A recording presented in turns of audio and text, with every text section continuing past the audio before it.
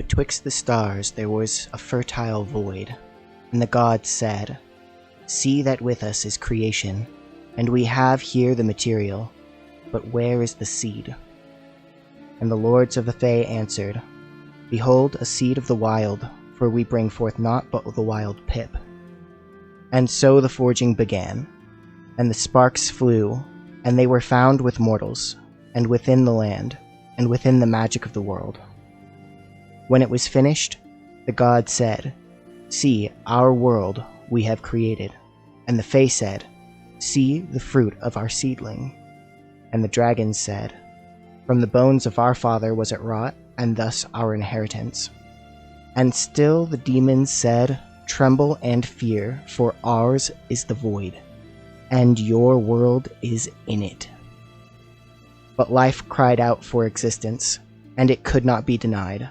And so the gods held the dominion of order, and the dragons laid claim to the treasures of the world, and to the lords of the Fae was the wilds of the world, but the demons dwelt in the shadows.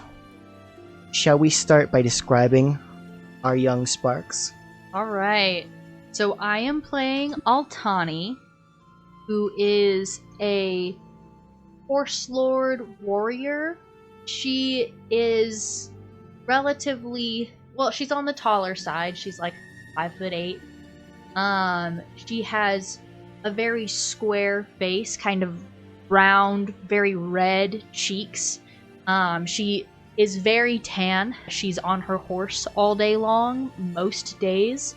You can see some paler spots along her cheeks, on her arms and hands where there are pale lines from scars that haven't gotten darker after they healed up.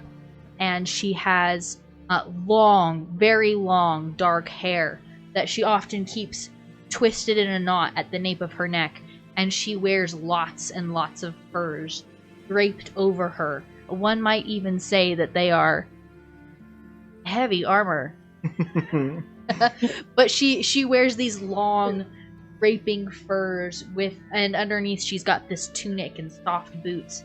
And she has strapped to her back a long glaive, and strapped to the saddle of her horse a long bow. And her horse is a dark brown and very tall, broad-chested, very big boy.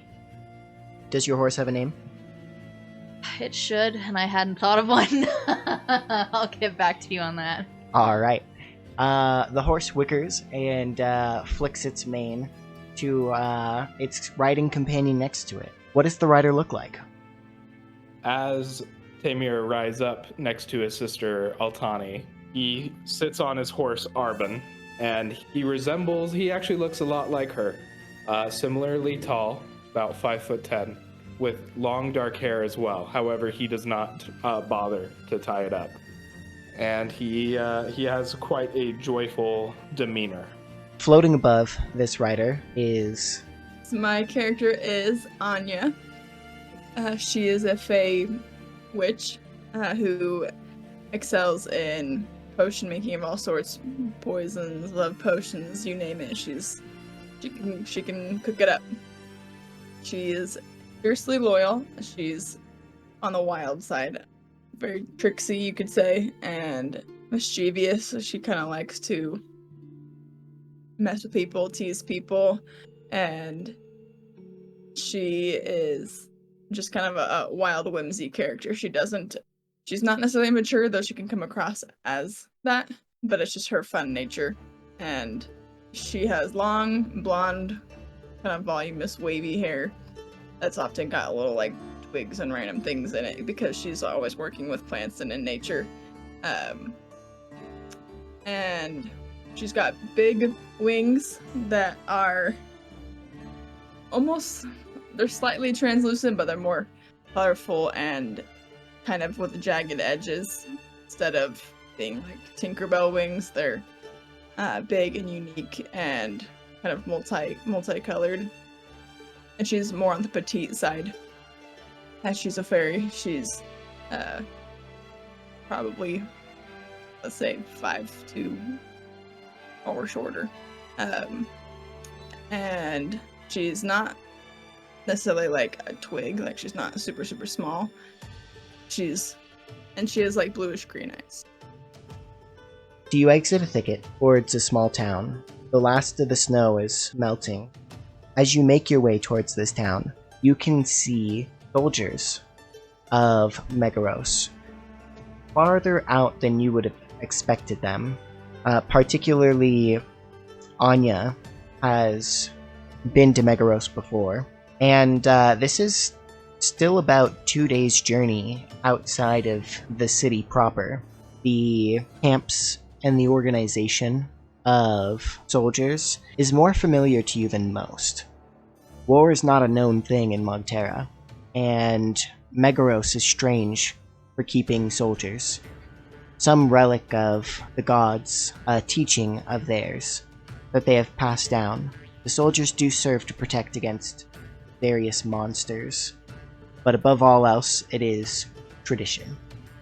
I start leading forward, more around the city than directly through. You guys think they're gearing up for something? I was going to say it might be more than just everyday affairs, but maybe this just is everyday affairs for them. I don't know. It's true. You've never been to Megaros. Does this look familiar to you, Anya? Yes. Do you know, you said that this is something they got from the gods, but this is assuming they've had this just culturally, they just have military, whether or not they use it, right? Correct. Anya, actually standing on the ground for once, is kind of bouncing around, and she's like, "Oh yeah, this is totally normal," and she shrugs her shoulders. Tamir actually is like, "Yeah, I'm not sure she's the best guide." Okay. You said you're skirting around the city then? That would be what I would like to do. However, I would love to hear the opinion of the group. Wait, say it again. Skirting around the city or not? I think I agree with that plan. Just kind of scope out the edges.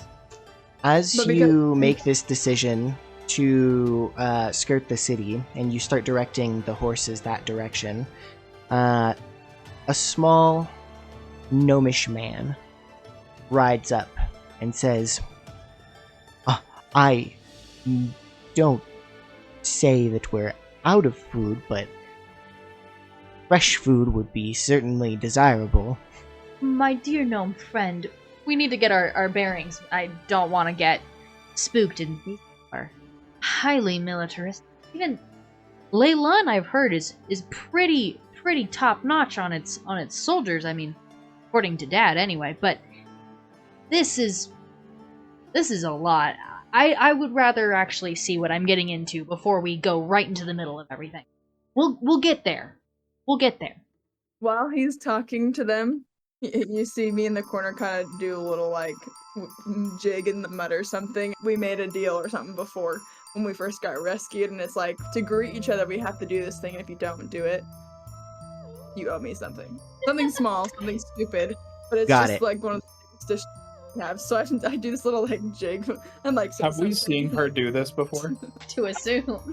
Absolutely. You couldn't avoided it because as the gnome like stops the horses, the wagons, stop. The whole it's a small caravan, but the whole caravan stops, and he hops off into the mud and starts dancing a jig. He kicks, and by the end of it, he takes off his shoes and starts cleaning off the mud immediately so that his points show as they should.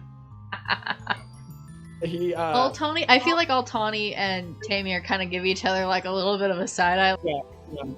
Doing it again in public. He returns the side eye and he says, "Does it have to be every time?" The gnome says, "Please, good." Good. I don't know what title do you think you would prefer to be called by? I know what he would prefer, but like, what would you have pushed him towards? I would say either Your Holiness. No, I would say she's probably used to either lady or her name. She would prefer her name, but she will accept lady. Oh. You don't know much about gnomish ways, but this gnome certainly is one for formalities. He is very uncomfortable calling you by your name. How badly do you insist? She doesn't push too hard. She feels I uncomfortable. Thought so. So, what about the young master? Definitely, I think Lord. Yeah, is I'm good. certainly he would see you as such. Children of the chief of the clan, there would be very little difference between Lord of the clan, Lord of the horses. Yeah, I will say he probably Tamir has requested that he call him Lord or Prince. Though Tamir doesn't see himself this way, he finds it immensely funny. And I have to say, I Okay. have to imagine that when you first tell him this, like Altani definitely like kicks you right in the ankles. and he says, "You're really gonna pass up the one opportunity to be called lordship?" I just poke my head in and I'm like, "Your lucky gnomes are not." Yeah, I didn't. I don't think I've ever caught your name. He says to the small gnomish person. I've just. Yeah, I don't know. We've been traveling together for months, and I don't even know your name. He shakes his head wistfully at Anya because he knows that they could never pronounce it. And so he actually has given his name several times and blank stares in return. And so he's like, "My lord, if you would. Nedrick would do nicely." Nedrick is nicely, I agree. I'm just like fluttering in the air, giggling, like holding my stem like this. I go up and I ride up and I scoop down and I pat him on the shoulder and I'm like, "That's good, Ned." And then I keep riding forward. Well, my lord, my lady. The mud would be bored if we quit our little tradition. I wouldn't dare. You never make an enemy of mud. I wink at him. I'm like, Mud is at least thrice as violent as dirt. Blink, blink. I say, Quite somewhat right. sarcastically, yeah, I wouldn't doubt it. But because, Wouldn't, like the woods. Hi, a very funny pun, young lord. Okay, let's go. Let's keep moving. Nedrick. well, As you say, my lady. And he begins to spur the horses forward. Not literally, he doesn't have spurs. They have an encampment outside the town. You are far enough away. If you're gonna skirt the town, right, then you're far enough away that you're not really in the thick of it. So I think that's, if you want to investigate further, that's going to be something that you do. But that's all the information I have for you for now. well, I guess my question is there an entrance to the city near where we are that Yeah. the soldiers are not? Yes, yeah. Sorry, I wouldn't usually split hairs with this, but cities are few and far between. Tara, this is nothing but a town, a homestead. Oh, sorry. To my humble sensibilities of a horse lord, this is a metropolis. That is actually a fair point. But, Yeah, do we but even know how to open doors? What the heck's a door? What the heck is a kilometer? Yeah. Actually, yurts somewhat said- commonly have doors. Flaps. I was gonna Flaps, say, yes, but actually a lot of times they have doors. It just depends on how If wealthy they're you are. framed, And though. you are of the lordship. That's Oh, fair. okay. Fine, we Okay. know what a door is. It would have been funnier if we didn't know. Just I'd be like, sat This for is 3 the days sturdiest- outside the building. yeah, this is the sturdiest dang flap I've ever seen. When you push on it, it don't move. Yeah. Nah, we know what doors are. Yeah, we know what doors are. I want to investigate. I want to know what's going on. I want to get my We should- bearings. Now, if there's any monster troubles around, because we need to I find them. think we'd have to go into the city to meet up with Yeah. the Adventurers Guild to figure that out. Thus, I think Right. investigate. It must be. What do you need the the Adventurers Guild for? Oh, if we were to see if there were monster troubles around. The soldiers do patrol. They don't often handle the monsters themselves, but they do patrol. They are aware of them, and they pass word back to the guild, who would send a hero to deal with them. Usually. If it's small monsters or packs of monsters, that's a different story. But Are any of us registered yet with the guild? no.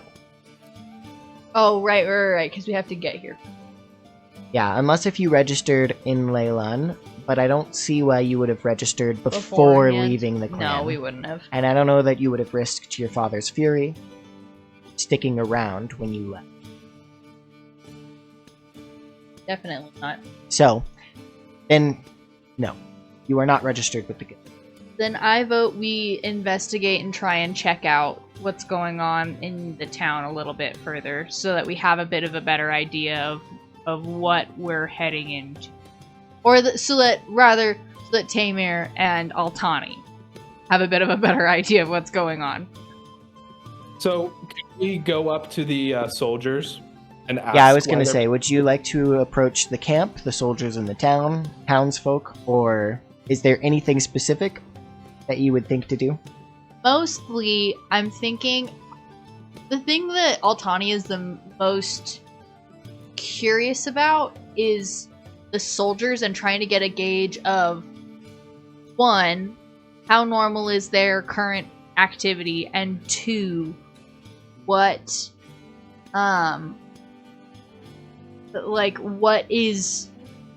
exactly all are they doing? Like, are they just patrolling this town? Do they send scouts for Yeah. That said, you are approaching just random townsfolk. No, I'm looking like a tavern or something. Go into so we can Hmm. mingle. No tavern. There isn't any establishment big enough for a City tavern. center market.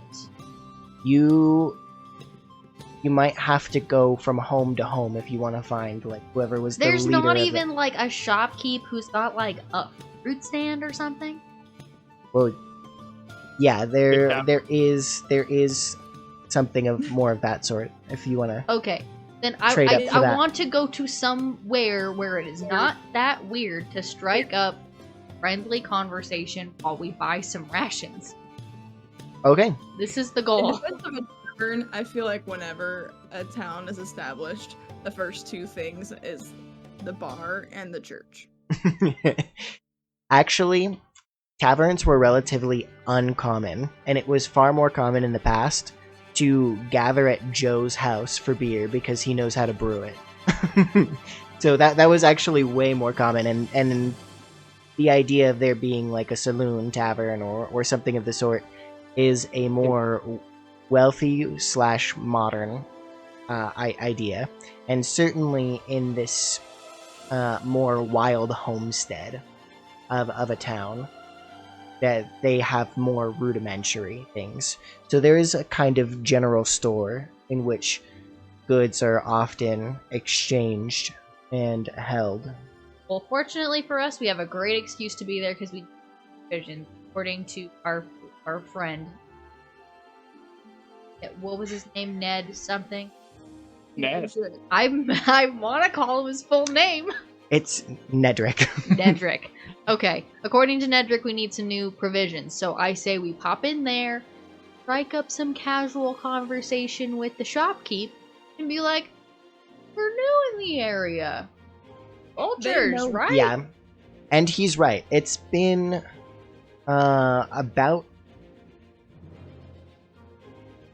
about 40 to 50 miles since the last town.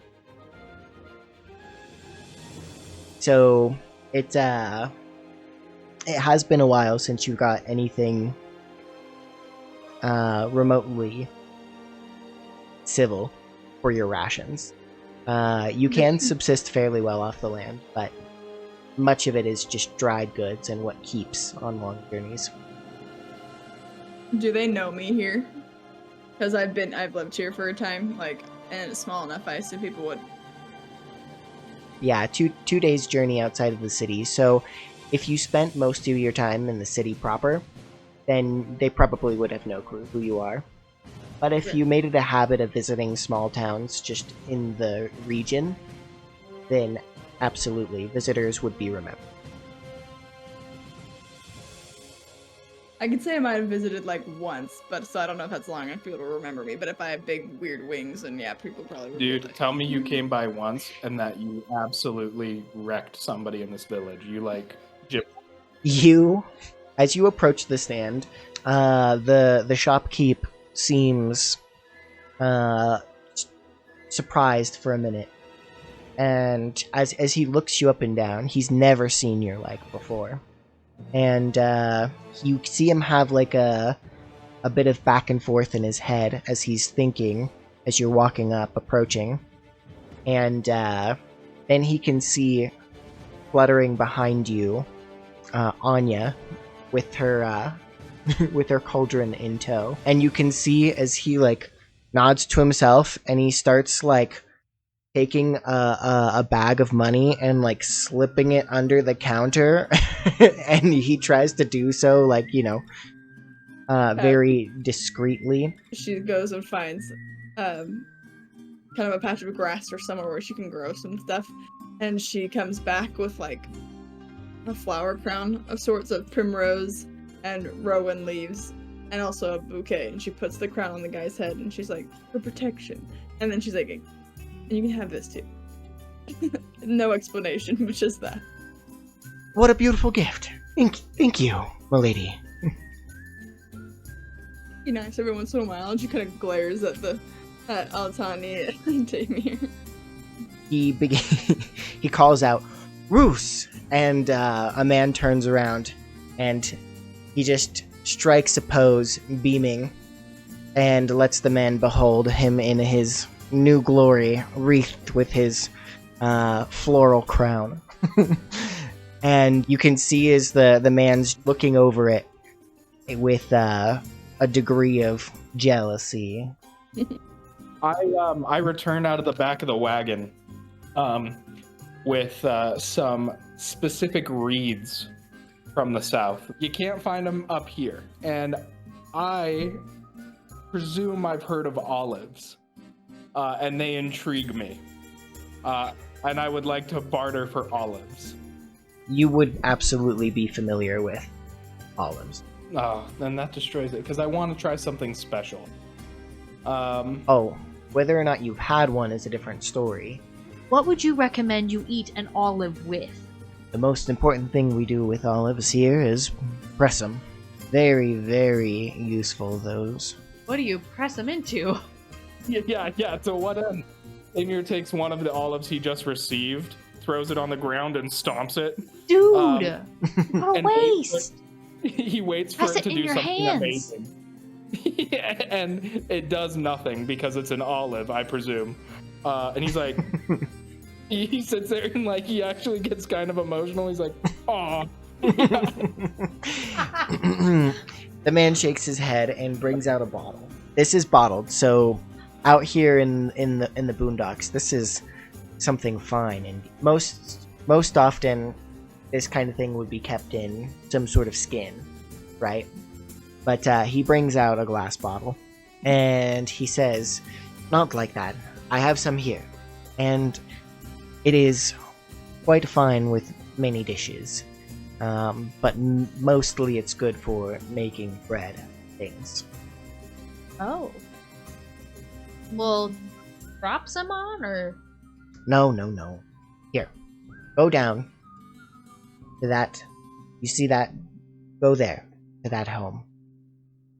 That the one with the red? The sturdy flaps. The sturdy wood tent flaps, yeah. The one with the brown door or the tan door? He says, "There you'll find Mother Gratia, and she makes the finest bread in town." Now, I can't be believing that you haven't heard of bread before, but We've had bread. Clearly. Right? Yeah. But you won't have had finer than hers. If you bring a nice enough housewarming gift, then her fires will be yours. Oh wait, before they walk away from the merchant, she's like, hang the bouquet on your door. And then walks away. I will, milady. And he shakes his head as if you're a complete enigma. Clear that something very different happened last time. You leave the small village's local woman's cooking, quite satisfied with a delicious home-cooked meal. You step back out into the warm sun. The air always brings a chill with it, as winter's last frost has yet to melt. There is the glint of the warm spring sun as it melts the frost down to a finely polished icicle. You make your way back to your wagons, having gleaned what information and supplies you could from this area. As you arrive, the men from the trading post have just finished bringing out your supplies to be put within your wagon, which you have for storage. The gnome, Nedrick, dutifully ensuring that everything is loaded and nothing is broken or spoiled, taking inventory of your storage, his role in the caravan. Nedrick hails you, kind of half-heartedly, since he is in fact busy. You notice something odd, that atop your wagon sits a small girl who is kicking her feet absently on the top of the wagon, observing the trees and the aforementioned scenery.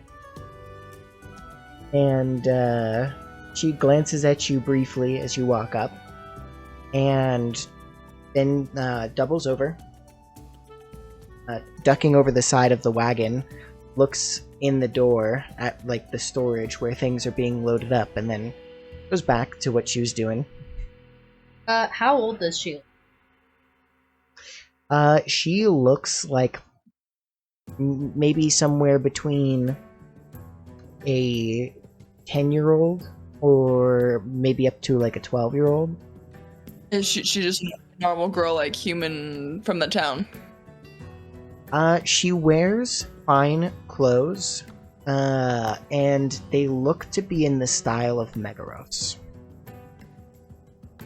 Like she's from the city, not from this little random town. We're still in the town, right? Go ahead and... We are still in the town. Yeah. If you would like, go ahead and make a history check or an insight check, since this isn't something you would innately know, but if you're looking for clues, then maybe you can puzzle something out with a skill check. I ride up and I say, as I see her, I say, "Hail, little one." Hi. I got a little measly 6. Yeah. You've seen people from Megaros, and so you're kind of familiar with the garb, at least. So yeah, she looks like she's from the area for sure. I say, "How can we help you?" Oh, I don't need any help, thank you. Then why are you poking around, kid? Anya said above. He's like flying above her to kind of spook her. I'm not poking around. I'm sitting. That's true enough. Are you supposed to somewhere? No. I'm not supposed to be anywhere. I need you to know that's an incredibly vague statement. I'm sure you are aware of Thanks. that. Yeah. What I'm trying to actually get at is, are you supposed to be in school or something? Is your mom going to be looking for you? Are you hiding from chores or something? Because listen. School? Do I look like someone old enough to go to university? Do I? No, I just meant maybe there's a local schoolhouse or something that tries to keep children your age Fine. Anya mutters like, "You wish," about the age thing. Like, Well, there isn't. So, Didn't answer my question about your mom or dad maybe looking for you, or some adult that maybe watches after you. A grandmother, a nurse. nobody watches after me. Well, not many. Listen, kid. I think you're incredibly charming. I don't mind you Thanks. sitting here. Yeah.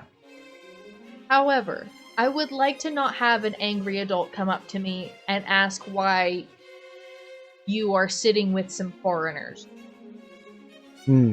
Well, they better not come Anya. up to you like that. Anya pulls out her cauldron. She's like, "That's it. Where's my truth serum recipe?" Clearly, she's obfuscating for a reason here. Yeah. I will pay you in all of an hour to sit up there and watch for And all strangers. And watch for what? Well, And watch for any strangers coming to take from our cart. Pay me. Yes. I think I will grace you with the pleasure of my companionship on your journeys. So where are you going? Great. I will rock up to the side of the cart and I grab Rock at you like idiot. I grab a hidden drink as I've been parched all day from the sun. He is content to just let her be there. He says, "You're looking at it, kid. We just got here." I mean, we're going to the city after this, but, for right now, and that's all. Ah, going to Megaros, huh? At least that's the only city nearby. Well, yes, Wouldn't good you info. like kid. Yeah, very keen. Yeah.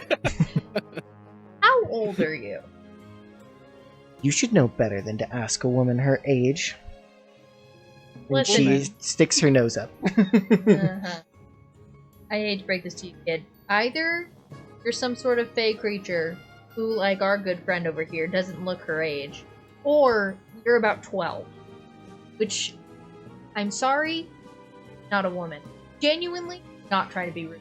She looks disgusted Yeah. at the inference that you would consider her a fae. And she says, "Ah, do I look like I'm from the wilds?" I mean, I guess not, but Anya was like, "You're grubby." hold on a minute. Altani freezes up and then very suddenly goes up to Tamir and she whispers, and she calls Anya over to her and she's like, "Is there a chance that this is a godling of some sort? I would like to not get struck by lightning today." Would one of you like to roll perception? I've got a 16. As you take this aside, you can see that she's looking at Tamir. She's not looking at everybody. She's looking at Tamir. Growing increasingly kind of weirded out by this encounter, he takes his bedroll from the cart and says, "If there's anything you need, you can just ask. Other than that, I'm gonna go take a nap." I thought you were leaving. I mean, not yet. Nice to stay the night. And Altani is definitely eyeing Tamir as he's walking away with his bedroll. Anya is legitimately concocting her truth serum. She's done playing these games. She's like, "This is Okay. rat." Seeing Altani's look, he says, "Okay." He says, "Answer truthfully. Are you a godling?" Do I look like anything less? That's what I... And she stands up on the cart and says, "I am Vespera, the beacon bearer, goddess of the hearth." Altani immediately drops to one knee and bows her head. One arm braced on her knee.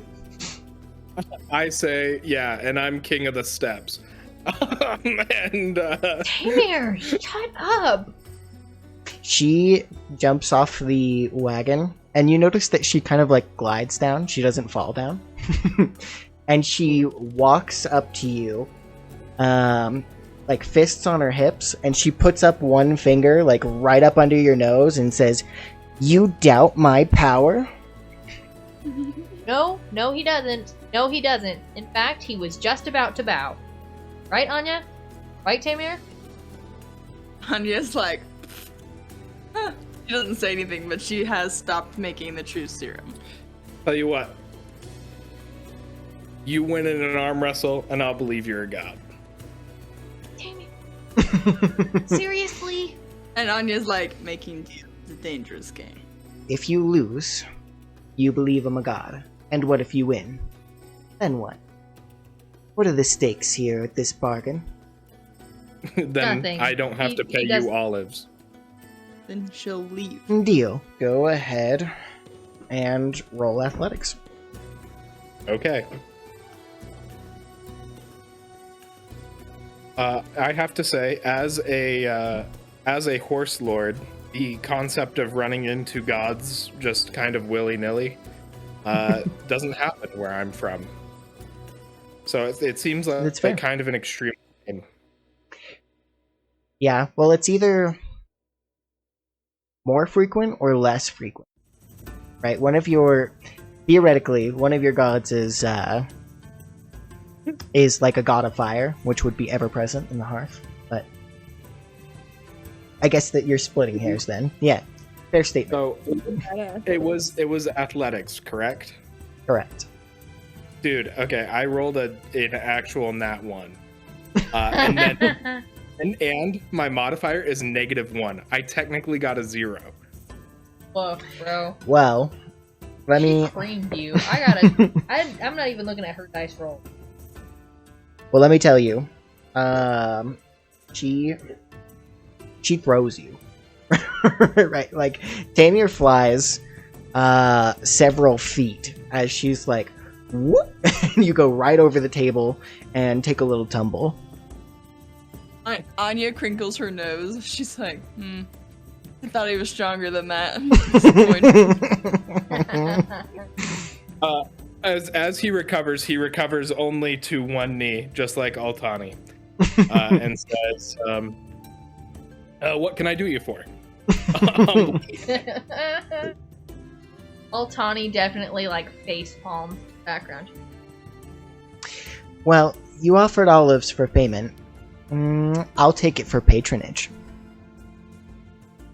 Patronage? Milady? Goddess? Yes. Patronage. An offering. An offering to your god.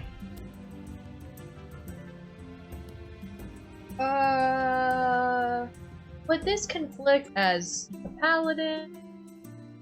Not your patronage. He's the one who offered me the olives. Oh. Fair enough, I guess. And she's like giving Tamir like a sidelong look. Tread carefully. So, you want my patronage? I might be inclined, but what would that include? You would offer up your offerings and you would bless me how? However I choose. Such a godly answer. Thank you. Anya just rolls her eyes. She's like, You know what? Wait, before he answers, do you mind if I chat with my brother for a second? And she sort of stalks over to Tamir and takes him by the arm and like turns away and is dude. She was scowling a little bit as you took him away. She was definitely like bowing back in her direction as she walked away with Tamir to like have this like tete-a-tete. And she takes Tamir and she's like, listen, dude, I don't know what you were about to say. However, I need you to consider one, yes, she could do anything to you, which could be dubious, if you accept. However, on the other hand, she could literally like strike you with lightning or something. Or she said the hearth, so she could like flame you right now where you stand if you say no and she doesn't like. Yeah, I know. I just got thrown like 7 feet by a 12-year-old. Uh-huh. Yeah, I mean, I'm presumably thinking- she's not actually 12. Anya's Yeah. like, she's not 12, you dimwit. I know this. Look at her. Anyway, secondly, how? I mean, I was just gonna accept. What it's a few olives. A few olives now. Okay. Okay, but we can't do this with every god we come. No, I know, but she could literally light our caravan on fire right now. So Okay, how about okay, we okay, just? okay, go. Yeah. Hey, So, I think that's a wonderful idea. I'll give you 5 olives. Because an hour? Because Never mind. that's the, I think it'll be yeah. an excellent offering. You can offer up your olives at the hearth fire that we make tonight for camp. Thank you, my goddess. So you are still coming with us? She dips her head. I don't have anything better to do, she says, and then she kind of, there's a little skip in her step, but she jumps back up onto the wagon, and she kind of like rests her hands on her head on her hands, and like begins kicking her feet and like looking around at and stuff. Great! I'm so excited! That's so fun! Altani is like definitely like making eye contact with Anya, or trying to, and being like, Like, don't do anything eye contact, or like... Well, both I'm stressed at you, but also I'm stressed because of you. It's both. It's dual. She kind of rolls over and she's like laying down on her stomach, resting on her elbows, and kind of like kicking her feet. And then, is there anything to do around here? That we've found anyway. Or at least not much. You know what? I think that Ned has it. I think Ned's good. He's unloading. How about Goddess of the Hearthfire? How about we all go fishing? Yeah? Sounds fun? It doesn't seem to be in response to what you're saying. She perks up suddenly and like looks straight at one of the houses in the village, and she says, "Be right back." And she disappears. Okay, pack up. We're leaving. Just swore fealty to this chick. And I did not. I also just ran away from home. Dad's not a god. Yeah, exactly. I fear no god. And she's back. Yeah, dude. I need to get new hooks for my tackle. I was saying. And then Anya's like, do horse people go fishing? I do. If there's a river, you can go fishing in the dirt. Well, along the road, you would actually have at least occasionally made your way to Avalier, in which there is a very big river. Fishing definitely would have been a sometimes gig, though. A novelty. Yeah. Anya's like, I thought you guys just enjoyed being stinky like horses all the time. That is a reductionist stereotype. And horses don't stink that bad. Like, have you smelled You just pigs? raised them.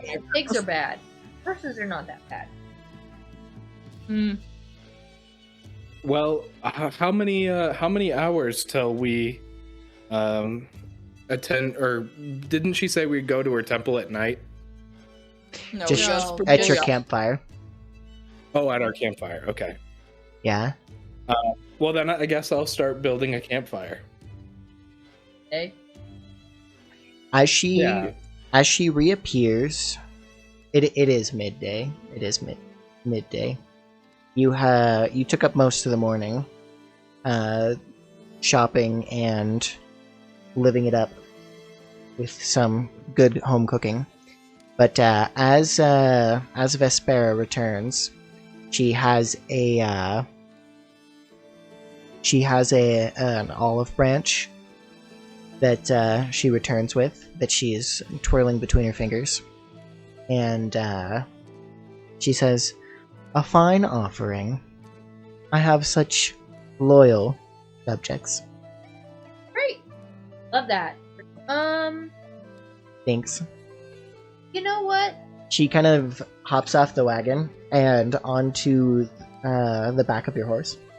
So she's like sitting side saddle right behind you, and she kind of like, I'll say snuggles up, where like she's rubbing her shoulder into you as she leans in, and he's like, "Thanks, Altani. You're so nice." No, I try to be nice. Yeah. Altani is definitely giving Tamir some panic eyes, and then says, "You know what? Maybe we will just keep traveling to Megaros today instead of staying the night. We can just start riding, right? What do you think of that, Tamir?"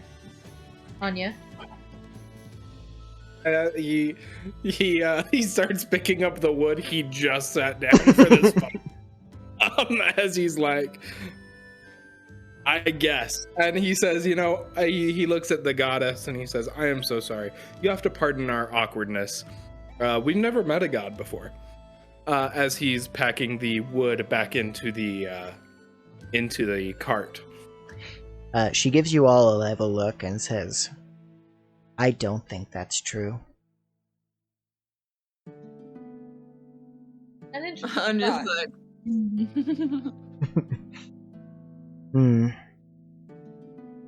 On second thought, I'll have to come back later.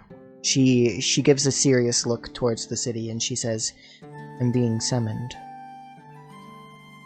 "Well, it's been a pleasure," and she hops off of your horse and gives you a formal bow, each of you, and says, "It's been an absolute pleasure." Altani definitely gives the full bow back.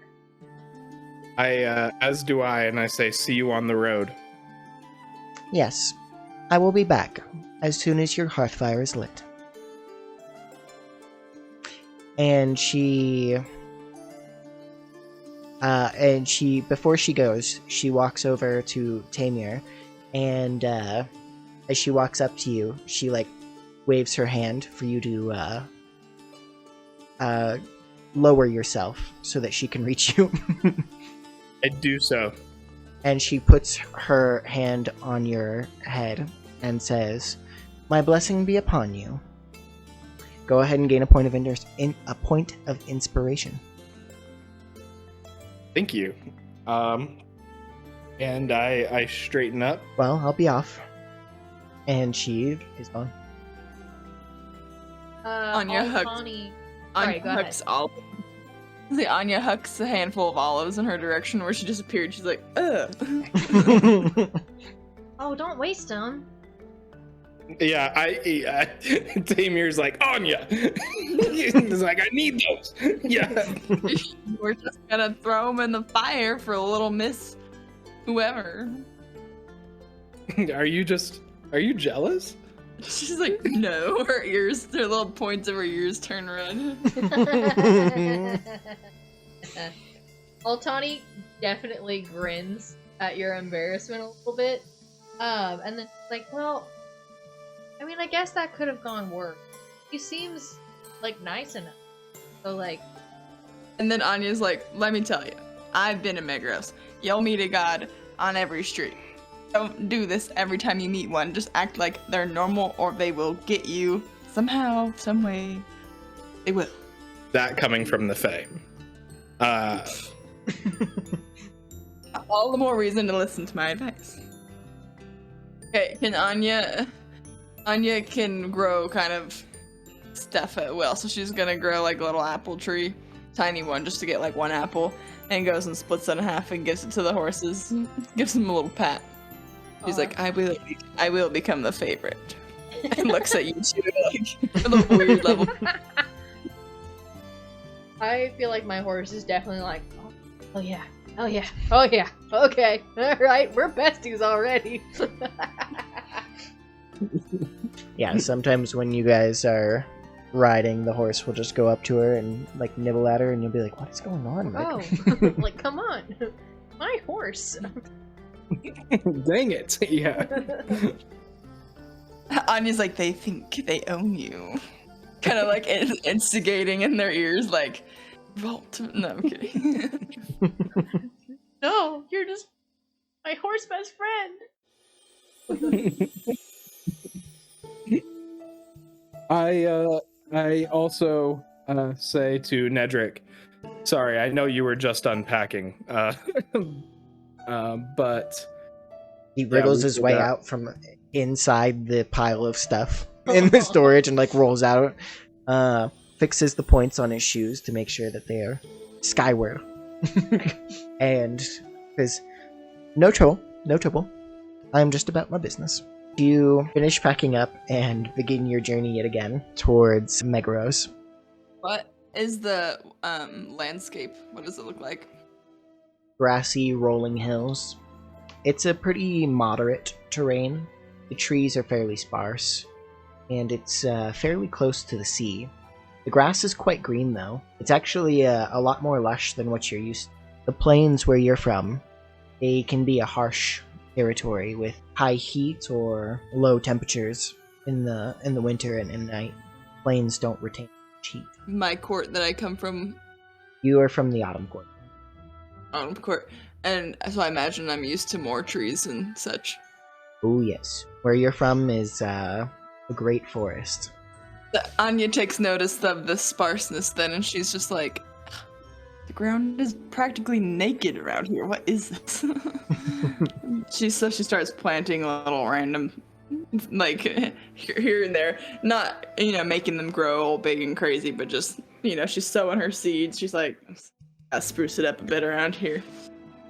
One thing that is not sparse is orchards and groves and various gardens. By the time night falls and it's time to ignite your hearth, what is the plan?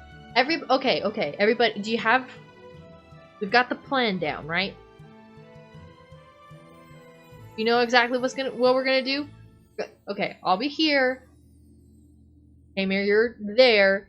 Anya, you're sitting the other side. Okay, so we're all in a little triangle. Okay, good sense of formation, just in case she wants to strike us down.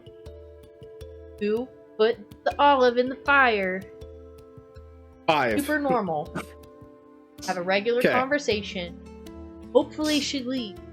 Or, alternate plan, in case she stays, have the extra bedroll over there. I don't know if she sleeps. You know if she sleeps? Okay. No. Do we have the bonk stick? We can't use the bonk stick. We can't. But it makes people go night-night. But Tamir, you can't stress me out like this. I'm just kidding. You better be just kidding. Give me the bonk stick. I don't trust you with it anymore.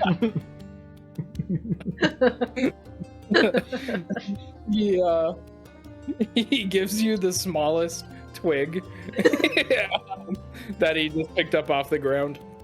And says, "Here." Are you kidding me? I'm gonna kill you. Yeah. As he preps the olive to throw the olives in the fire. As you start your campfire, you're not sure if she's been there the whole time or if she appeared. Either way, as soon as the firelight, she is there within the hearthlight.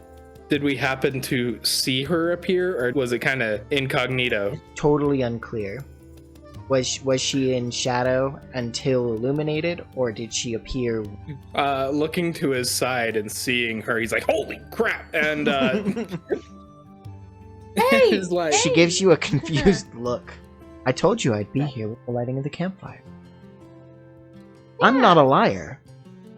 Of She course looked. not. I'm not a liar. No, we don't think. I've never told a lie in my life. No, and we're normal. Yeah. And we're Anya normal. just face- Yeah, and you. Yeah, Yeah. yeah. and nothing is wrong here at all. Yeah. Olive. Yeah, I go ahead and I throw the olives in. And I look at her for approval, I guess? Oh, she is beaming at the offering made to her. Cool. Is it rude to say you're cute? Why would that be rude? I don't know. I didn't want to be. Can you like change your form? Like, I I can appear to I'm be not- something that I'm not. Okay. Are you appearing as something you're not? No. This is my true form. Oh, okay. I mean, clearly, were you to switch forms, you would be not as beautiful as you are now. That's true. She is like a little bit stiff and like trying to like be in a relaxed looking pose while very tense. And she's like, yeah, we know horse. 2 of them over there. Horses. And then Anya Yeah. butts in. She's like, I'm their favorite. That's actually kind of true. Possibly. It's objective. Anyway, so nice to have you here. But Yeah. Anya's still kind of suspicious of why she's looking at Tamir so often. So she goes to Tamir. She just puts her arm around him and she's like, She's like, And Tamir says, "This is new." he's like, what do you mean? Stroke, pat, pat. Yeah, she doesn't seem to look twice at that at all. She's just like, okay. Sure. She walks around the fire and lays down in the grass. She brushes aside a few leaves that are there that We are... have a bedroll you can. Yeah. If you Yeah, are you want, sure you you don't wouldn't- have to. We have a fur, if you would like. Yeah. Or a bed of toadstools. Oh, I won't be sleeping here. Oh, okay. Just hanging out. Cool. Yeah, sometimes it's nice to see the stars. They're not so visible in the city. Oh, sometimes I make them shine brighter. So that they can see them. Ensure that the constellations show, but it's a lot of work. Anya mutters something to herself about missing the full moon. She's like, bad luck. I pull out my my arhu, and I begin to play traditional music. Play one about your gods. Oh man, the stories Dad used to tell. Very good story. Yeah, no, he more used it to justify raids, but Mom wouldn't. She would just tell the legendary tales. What do I need to roll a skill check to play a old tune? If you're trying to impress, go ahead and roll dexterity plus your proficiency bonus. A proficiency bonus to performance. No, just like if you have Dex check. stealth or something, it'll be the same check. Oh, It's dex plus proficiency. So any skill you're proficiency with that is dex will do. okay, plus 6. Okay. Okay, that would be 26. 26. So the playing is good. Are you also telling the tale of a god? Because in that case, roll performance and with advantage, considering how good the music. Okay, I am, but okay, performance, rolling it. Yeah, so the music is good, but my recitation, I can't remember a lot of the words. So Yeah, it lacks some tact, but the story shows through regardless. And Tamir told the story of Rezia, that man once tried to cage. However, the fire devoured the cage, and the town, and the fields. And the horse nomads vowed that they would never settle again. For they said fire was a wild thing, and they respected it. And their tents were made with holes in the top, that fire may always escape should it choose. And they surrounded their camp around the bonfire, for they respected fire, and knew that fire was life, and from it they were born. And even though he recited it poorly, a tear does leave his eye for the fond memories of home. And she's looking into the fire now as she says it. She says, "Fire, a wild thing. Very interesting." She flicks her hair back and stretches as she leans back on the grass and says, "I wish I could stay, but I have to go. So busy being a god. Oh well." I ask her, I say, could you not choose to be mortal? Why would I choose to be mortal? I don't know. I guess I don't know the first thing about gods. I don't know what you can choose or can't choose. Could you choose to be a god? Have you considered? He says, I guess not, as he lays down, staring at the stars. Yes. I think we are what we are. Well, I must be off. And she walks forward and steps into the campfire and disappears. As she disappears, Amir lets out a very loud yawn. After a long day of riding. You notice a pleasant warmth from the fire, and you suddenly feel the presence again, but with more force as the fire glows brighter. And she says, "A warning, my young travelers. You are children of the wilds, and even Anya, while she has been to the city, you have not tried to rise to its heights. The men of the city, the men of the council, the generals, the priests, the politics of the city, be wary, else you will find yourself used, manipulated, and put into a box.